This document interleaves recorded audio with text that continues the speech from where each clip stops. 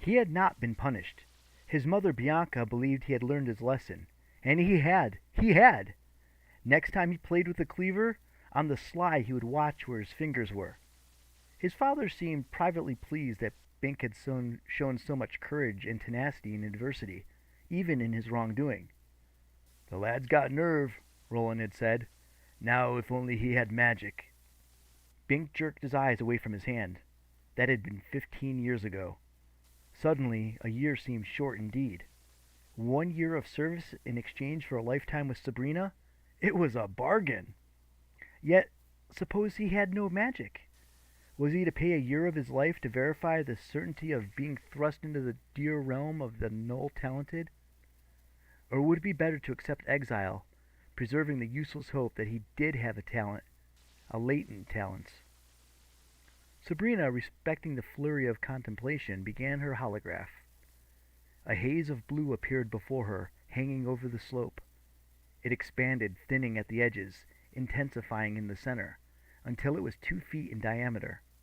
It looked like thick smoke, but did not dissipate or drift. Now she began to hum. She had a good voice, not a great one, but right for her magic. At the sound, the blue cloud quivered and solidified, becoming roughly spherical. Then she changed her pitch, and the outer rim turned yellow. She opened her mouth, singing the word girl, and the colors assumed the shape of a young lass in a blue dress with yellow frills. The figure was three-dimensional, visible from all sides with different perspectives. It was a fine talent. Sabrina could sculpt anything, but the images vanished the moment her concentration stopped and never had any physical substance. So this was, strictly speaking, useless magic. It did not improve her life in any material fashion. Yet, how many talents really did help other people? One person could make a leaf of a tree wither and die after you looked at it. Another could create the odor of sour milk. Another could make insane laughter bubble up from the ground. All these were magic, no question about it, but what use were they? Why should such people qualify as citizens of Xanth, while Bink, who was smart, strong, and handsome, was disqualified? Yet that was the absolute rule. No non-magical person could remain beyond his quarter-century mark. Sabrina was right. He had to identify his talents. He had never been able to find it on his own. So he should pay the good magician's price. Not only would this preserve him from exile, which really might be a fate worse than death, since what was the point in life without magic? And win him Sabrina, a fate considerably better than death. It would also redeem his battered self-respect. He had no choice. "Oh!" Sabrina exclaimed, clapping her hands to her petite derriere.